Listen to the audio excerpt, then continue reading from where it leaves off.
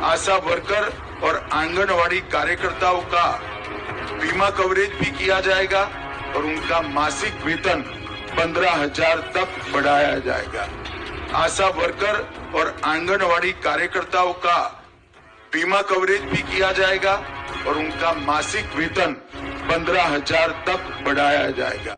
गृह मंत्री अमित शाह ने किया ऐलान, आंगनवाड़ी आशा कार्यकर्ता का मानदेय 15,000। आधी हकीकत आधा फसाना।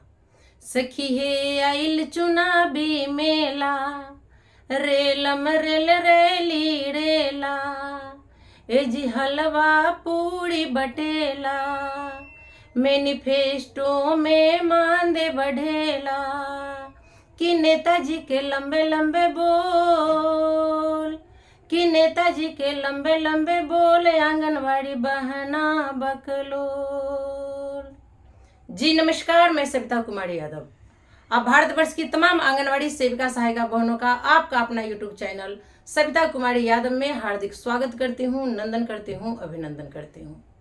बहनों, आपको बताते चले कि लोकसभा चुनाव तो निकल गया, लेकिन 2025 में विधानसभा चुनाव होने वाली है, जिसको लेकर बहुत जोर शोर से तैयारियां चल रही है। सभी नेता, वो राज्य से लेकर देश तक के हो, वो बड़े बड़े नेता हो या छोटे नेता हो, सभी जनसभाओं में अपनी बातों को बड़ी ही बुलंदी से रख रहे हैं, ताकि किसी तरह से वो आंगनवाड़ी सेविका सहायिका आशा ममता रसोईया का वोट समेट सके।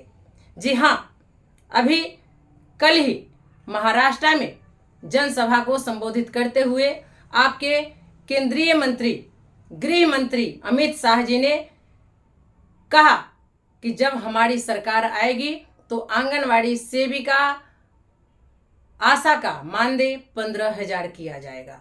मित्रों, संकल्प पत्र लेकर जो हम आए हैं, वो संकल्प पत्र में देवेंद्र जी ने 25 मुद्दे, प्रमुख मुद्दे आप लोगों के सामने रखे।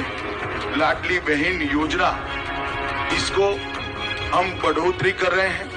वृद्धावस्था पेंशन का बढ़ोतरी कर रहे हैं। किसानों के लिए ऋण माफी और किसान सम्मान निधि को 12,000 से बढ़ाकर 15,000 कर रहे हैं। मूल्य स्थिरीकरण कोष के माध्यम से हम महंगाई को काबू करेंगे और 10 लाख प्रतिभावान छात्रों को मासिक 10,000 का मानदेय उनके आगे के अवसर के लिए देंगे।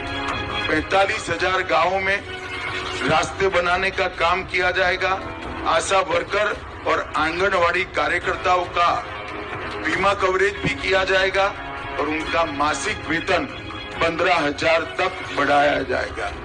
आशा वर्कर और आंगनवाड़ी कार्यकर्ताओं का बीमा कवरेज भी किया जाएगा और उनका मासिक वेतन 15,000 तक बढ़ाया जाएगा।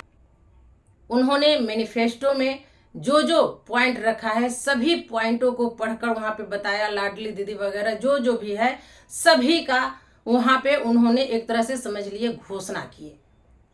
मैं आप लोगों से पूछना चाहती हूं कि जब आंगनवाड़ी सेविका सहायिका केंद्र की कर्मचारी है और अभी केंद्र में डबल इंजन की सरकार है, तो वहां पर आंगनवाड़ी सेविका सहायिकाओं का मानदेय 15,000 क्यों नहीं किया जा रहा?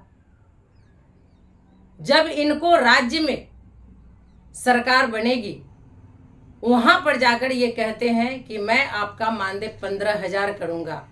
महाराष्ट्र की आंगनवाड़ी सेविका सहायिका बहनें सतर्क रहिए, ये वाला सतर्क रहिए, सेफ रहिए, क्योंकि ये चुनावी जुमला है, चुनावी झांसा है। उत्तर प्रदेश की बहनों से सीख लीजिए, उनसे पूछ लीजिए कि जब वहां पे भी जोगी जी की सरकार नहीं थी, तो उस समय भी सभी एनडीए के नेता जनसभाओं में जाकर कहते थे कि हमारी सरकार आएगी तो आंगनवाड़ी सेविकाओं का मानदेय 2 गुना करेंगे, सम्मानजनक करेंगे। लेकिन वो वादा भूल गए, ऐसा कुछ भी नहीं हुआ। तो ये चुनावी फंडा है, इससे आप लोग सतर्क रहिए। जो हमारा बात करेगा वही देश में राज करेगा। जब देश में राज कर रहा है और हमारी बात नहीं कर रहा है, तो आपको क्या लगता है कि राज्य में इन लोगों की सरकार आ जाएगी तो वो हमारी बात करेंगे? अभी जहां जहां एनडीए की सरकार है, बीजेपी की सरकार है, डबल इंजन की सरकार है, क्या आंगनवाड़ी सेविकाओं का मानदेय 15,000 है? हाल ही के दिनों में बिहार में एनडीए की सरकार बनी। क्या बिहार में एनडीए का कोई दायित्व नहीं बनता कि यहाँ की आंगनवाड़ी सेविका सहायिकाओं को मानदेय 15,000 किया जाए? अभी झारखंड में चुनाव होने वाली है, वहां भी इसी तरह से बोला जा रहा है कि हमारी सरकार आएगी तो हम ये कर देंगे, वो कर देंगे। हम आप तमाम आंगनवाड़ी सेविका सहायिका बहनों से हाथ जोड़कर आग्रह करना चाहेंगे कि अपना बुद्धि विवेक का इस्तेमाल करें और आगामी जो 2025 में आने वाली विधानसभा चुनाव है उसमें अपना वोट उसी को दे जो आपकी बात सुनता हो, आपके दुख दर्द समझता हो, आपके लिए वो आगे आएगा। ऐसे लोगों को नहीं जो सिर्फ जुमला फैलाता हो और हम आंगनवाड़ी सेविका सहायिका बहनों का शोषण करता हो। महंगाई बढ़ती गई लेकिन हमारा मानदेय नहीं बढ़ा। बहनों, मैं आप लोगों को स्मरण दिलाना चाहूंगी क्योंकि ज्यादा समय नहीं बीता है, मात्र 2 दिन पहले की बात है कि गुजरात की आंगनवाड़ी सेविका सहायिका बहनों ने गुजरात के हाई कोर्ट में आंगनवाड़ी सेविका सहायिका बहनों की मांगों को लेकर अस्थायी कर्मी, सरकारी कर्मचारी वेतनमान, ग्रेच्युटी को लेकर एक याचिका दायर की थी, जिसका फैसला आ चुका है। आप लोगों को पेपर के माध्यम से, लेटर के माध्यम से जानकारियां भी मिल चुकी है। हम भारतवर्ष की तमाम आंगनवाड़ी सेविका सहायिका बहनें हाई कोर्ट के इस फैसले का सम्मान किए हैं, स्वागत किए हैं। अब आप बताइए, जब हाई कोर्ट ने केंद्र सरकार व राज्य सरकार को सख्त निर्देशित किया है कि आंगनवाड़ी सेविका सहायिका बहनों को भी आप सिविल कर्मचारियों के बराबर दर्जा दे, यानी कि आंगनवाड़ी सेविका सहायिकाओं को सरकारी कर्मचारी वेतनमान का दर्जा दे, इन्हें भी अस्थायीकरण करे। अब जब अन्य राज्यों में विधानसभा चुनाव होने वाली है, इसको लेकर सभाओं को ये लोग संबोधित करते हैं और उसमें आपके केंद्रीय गृह मंत्री माननीय अमित शाह जी कहते हैं कि अगर हमारी सरकार महाराष्ट्र में आती है तो महाराष्ट्र की आंगनवाड़ी सेविका सहायिकाओं का मानदेय 15,000 किया जाएगा, आशा कार्यकर्ताओं का मानदेय 15,000 किया जाएगा। तो मैं उनसे पूछना चाहती हूं कि जहां जहां पर एनडीए की सरकार है, डबल इंजन की सरकार है, क्या वहां पर 15,000 आंगनवाड़ी सेविकाओं का, आशाओं का, ममता का, रसोईया का मानदेय कर दिया गया है? उसमें से बिहार भी है जहां पर एनडीए की सरकार है, आपका यूपी है, एनडीए की सरकार है।